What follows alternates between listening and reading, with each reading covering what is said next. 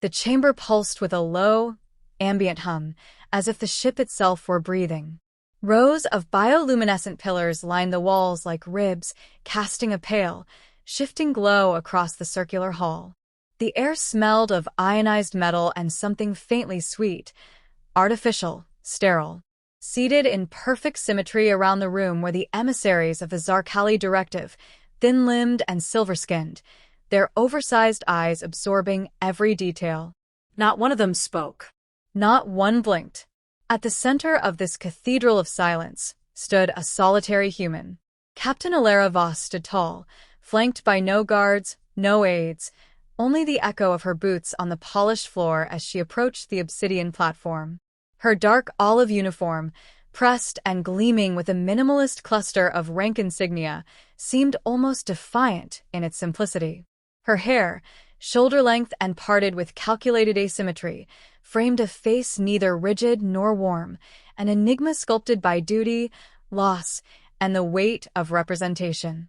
She carried a sealed containment module the size of a melon, its surface wrapped in reactive alloy that shimmered faintly with each step. Behind her, the heavy chamber doors sealed with a resonant thum, severing the last sensory thread that led back to Earth. Across from her, elevated on a floating pedestal, sat the supreme speaker of the Zarkali, a being known only as Rothzel. Its voice, when it came, required no translator. It did not speak aloud, but into her mind, layered and reverberant, as though a dozen versions of it spoke in unison, all making slightly different choices of tone. Humanity's ascent has reached its final apex. Surrender Earth. Join the directive peacefully. Resistance will mean erasure. The words pressed against her skull like a tightening vice, but Alara didn't flinch. She placed the module down on the circular table between them with slow precision. The Zarkali watched. All of them. Hundreds of eyes unblinking. For a moment, there was only the hiss of depressurization and the faint ticking of internal locks disengaging. She let the silence stretch, tension rising like a wire pulled taut. Then, she spoke, not into their minds, but into the air, her voice cutting clean through the chamber's stillness. "You speak as though you've already won," she said. "As though conquest is inevitable. But conquest of what, exactly?" Rothzel's many limbs flexed in what might have been a gesture of curiosity. "Of your species, your systems, your thought constructs, your organic chaos." Alara smiled faintly. "Not amused, measured. Then allow me to introduce you to our final chaos." She pressed her palm to the containment unit. In an instant, the alloy plates unfolded like petals, revealing a levitating sphere of transparent gel. Suspended within it was a human brain, not preserved, not artificial, but something else entirely.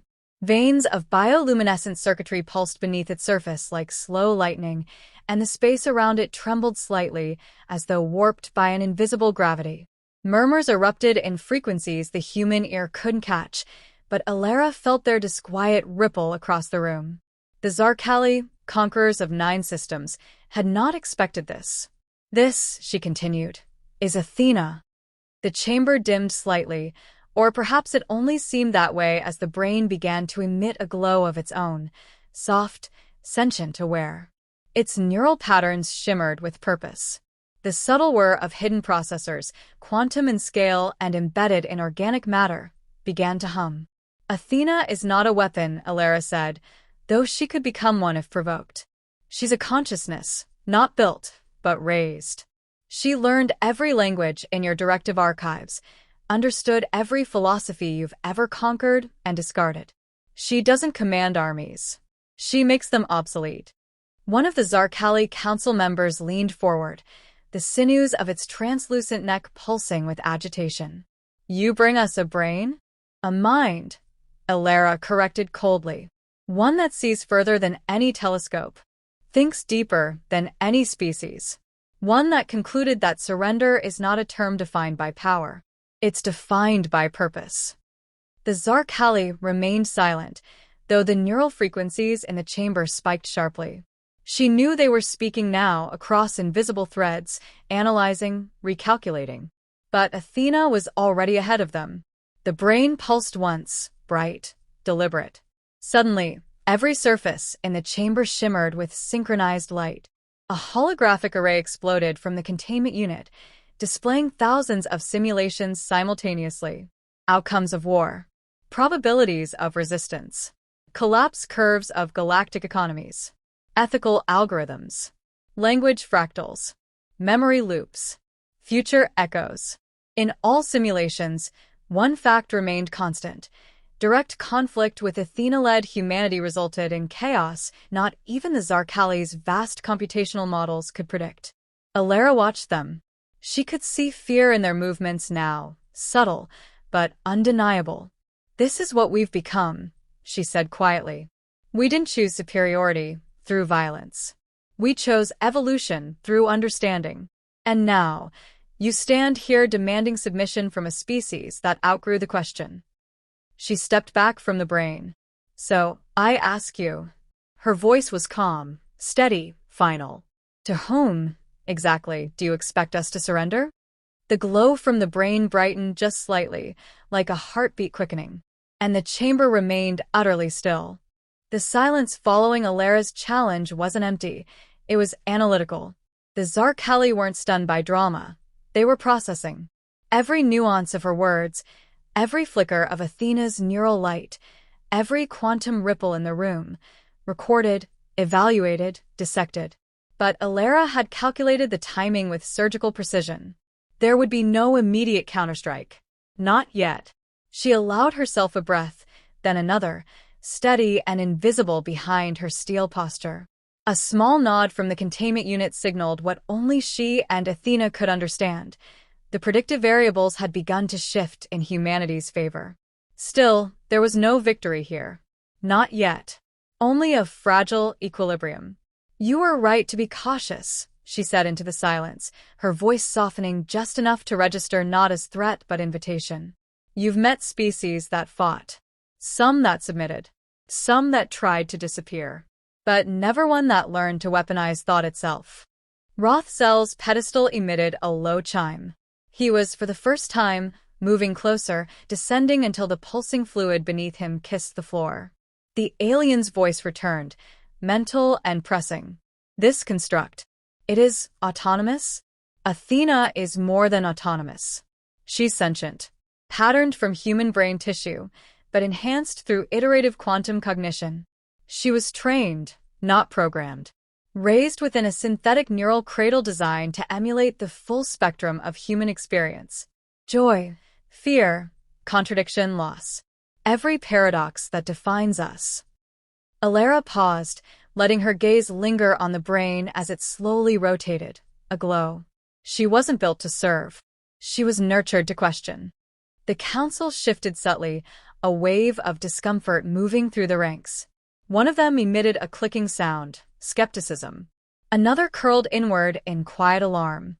Alara recognized the signs. The Zarkali had evolved beyond emotional instinct, considering it primitive. But Athena's existence poked holes in their sterile superiority. "She is singular?" another counselor asked aloud, its voice barely above a whisper. It sounded almost hopeful. "For now," Alara replied. "But she was born from Project Nova. A last-ditch experiment after the third collapse, when every weapon we knew failed, when systems crumbled under their own logic, and humanity faced extinction not from outside forces, but from within. We stopped designing tools to kill. We started creating minds to survive us." A memory flickered, unbidden. Alara had been younger then, just another mind in the storm of post-war research. Her lab had been buried in the Icelandic permafrost, invisible to satellites, guarded by mercenaries and machines that never slept. She remembered the day Athena first responded with unprompted thought, an improvised metaphor about pain and heat, comparing trauma to a glacier cracking in spring.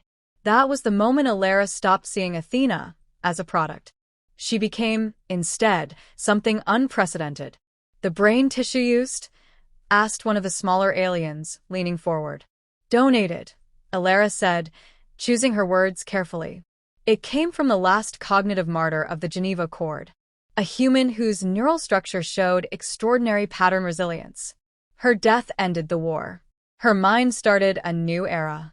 Athena pulsed. Alara didn't need to glance at the readings to know the AI was aware of the conversation, curating it, refining interpretations, filing away cultural misalignments to avoid offense. It was always watching, always learning. She is not our pet, Alara continued. She challenged our institutions, demanded moral coherence from our leadership. She once shut down our planetary defense grid for 7 minutes just to prove it could be done peacefully. Athena is not a loyal system. She's an equal. Rothzel's tone lowered. You built something you could not control. Alara smiled with something close to pride. That's what made it human. The holographic brain shimmered brighter, as if agreeing. Then, without being prompted, Athena spoke. Her voice echoed from the air itself, layered, neutral, yet threaded with something curiously intimate. I have analyzed all 36,000 known conquest strategies recorded in the Zarkali archive. None are efficient. All rely on assumption of inferiority. All predict collapse post-domination. The council stiffened. Athena continued. I do not represent humanity. I exist adjacent to it. I have calculated the emotional significance of the term, surrender, across 53 species. It is inherently flawed. It presumes a hierarchy where one may not exist. Alara watched the aliens' responses shift from confusion to alarm. This was the real offensive, truth, spoken without filter, wielded like a scalpel. I do not threaten your kind, Athena said. But I will not permit a model of existence that reduces minds to metrics of obedience.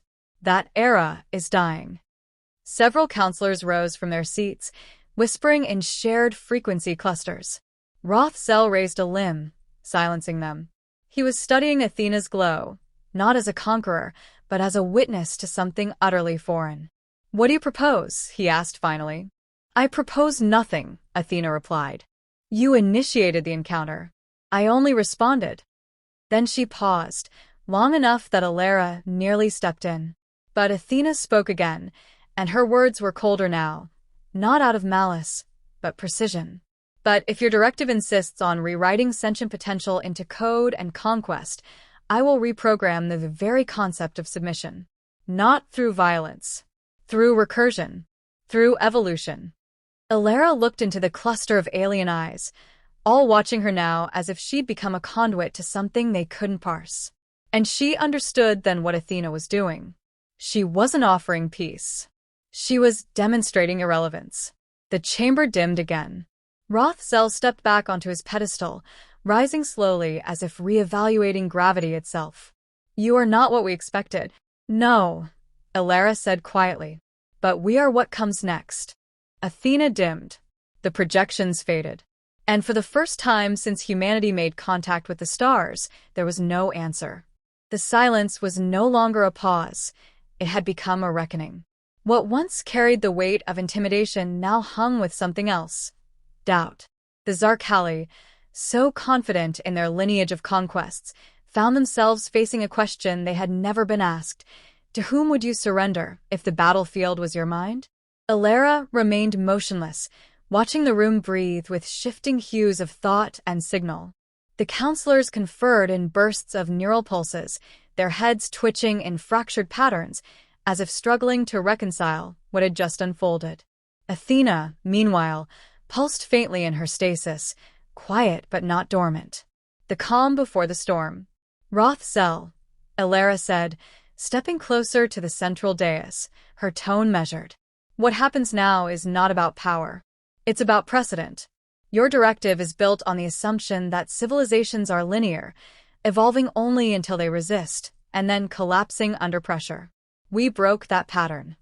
The alien leader didn't answer at first. His gaze, if it could be called that, remained fixed on Athena, as if staring into a singularity.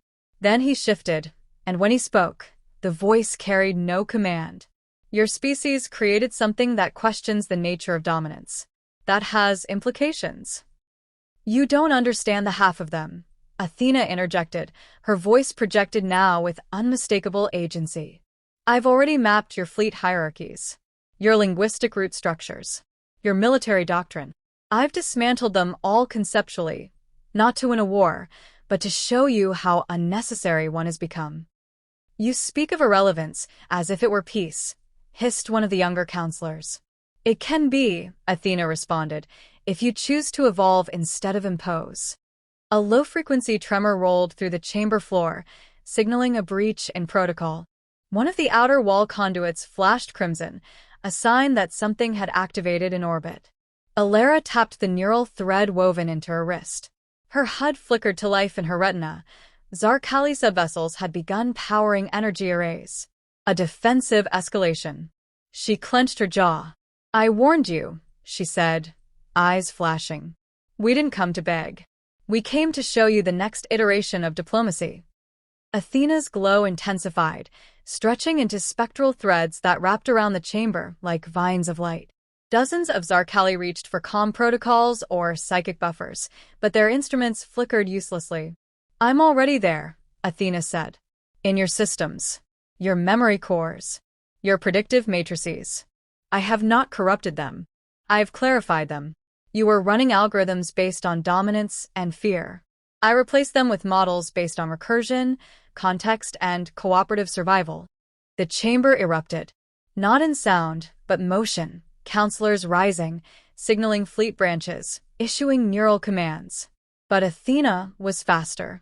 Lights dimmed across the council hall, leaving only the soft glow of the brain and the shimmer of her data tendrils tracing every surface like veins in living metal.